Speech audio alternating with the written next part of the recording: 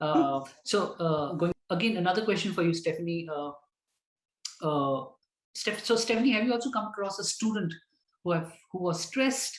Can you tell us one or two strategies that you actually used to help and assist? Well, some of this stuff is just simplistic, and you're like, well, if I use this, isn't this a little simplistic? And you think about twice about it, but just telling them to breathe in, 3 times before we tackle the next problem.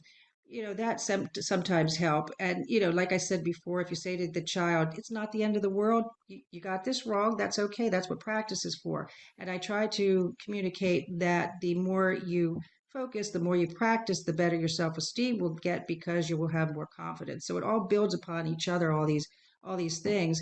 And, I was trying to find out too what helps children. And I learned about a 2013 study that said writing your fears down the day before the test and then putting it aside will make you perform better the next day.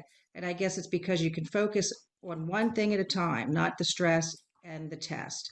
And then there was a new study by Harvard University that said changing a student's mindset about anxiety itself could also boost test performance because you would tell the child to reinterpret your physical symptoms like sweaty palms or a racing pulse and reinterpret that to mean excitement as opposed to fear. Well, when they did that, the test study came out that those children also performed much, much better than the other ones. So, these are simplistic little things that are easily integrated into the classroom, I think, that would help these students. So, Thank you so much, Stephanie. Yes, John.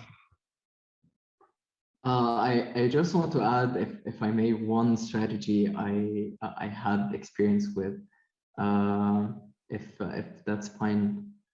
Of course, go on. Okay, so I think this may come out silly, but it's called power posing. So it just means that how Superman stands up, like with shoulders that are straight and like your hands on your waist and your feet are spread apart, just like you're wearing a cape, just like Superman. And I really love to mention this in particular because so I was a trainer in a Model United Nations program, and we had delegates who, at the time of the conference, did not feel like they wanted to give speeches. And that was the whole point of the program, to just go there and give a speech, represent the country. And so as their trainer and director at the time, I asked everyone to just stand up and do the power pose for like 1 minute, 60 seconds.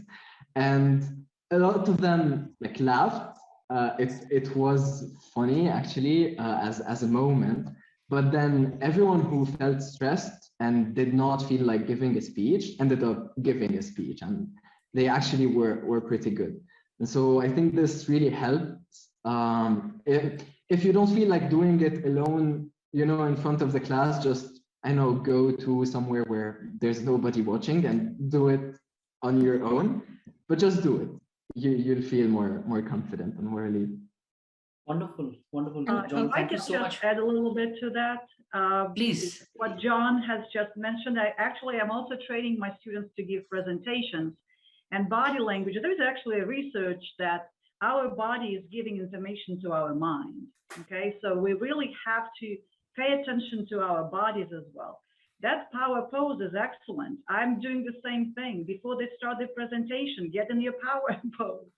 So this really works.